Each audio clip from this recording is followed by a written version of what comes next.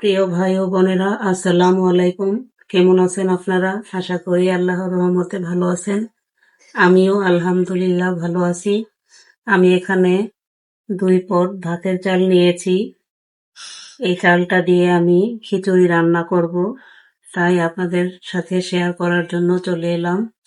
আমি এখানে মসুর ডাল নিয়েছি 1 কাপ, এটা আমি দিয়ে দিচ্ছি।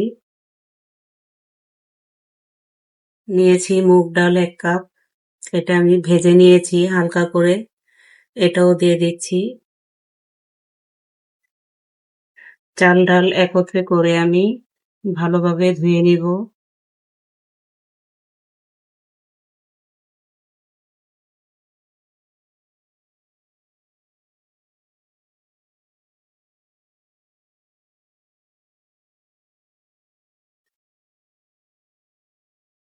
পানি দিয়ে দিচ্ছি।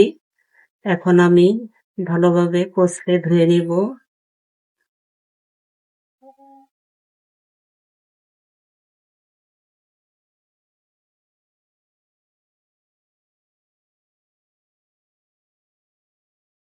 আমার চাল ডালটা আমি ভালোভাবে ধুয়ে নিয়েছি।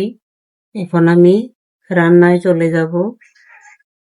দেখুন, এখানে আমি তেলটা দিয়ে দিচ্ছি। এখানে আমি খিচুড়িটা বসিয়ে দিব। দিয়ে দিচ্ছি পেঁয়াজ কুচি, দিয়ে দিচ্ছি দারচিনি, এলাচ, তেজপাতা।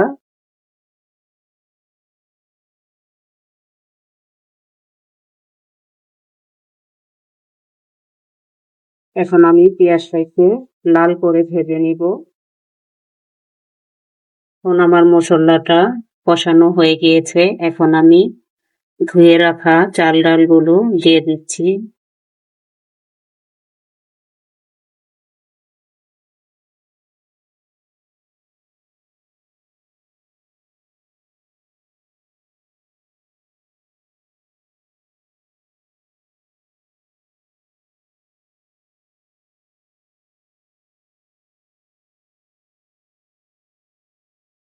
এখন আমি এই চালগুলোকে একটু কষিয়ে নিব।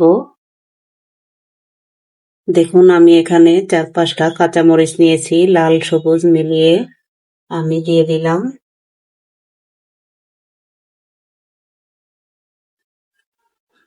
এখন আমি ঢাকনাটা দিয়ে দিচ্ছি। দেখুন, আমার চাল ডালগুলো কষানো হয়ে গিয়েছে। এখন আমি পানিটা দিয়ে দিচ্ছি। আমি পরিমাণ মতো পানি দিয়ে দিব।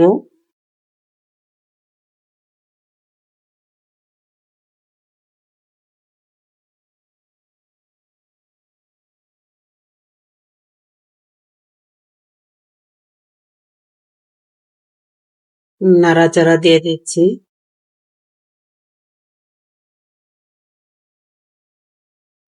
দেখুন, আমার খিচুড়িটা হয়ে গিয়েছে।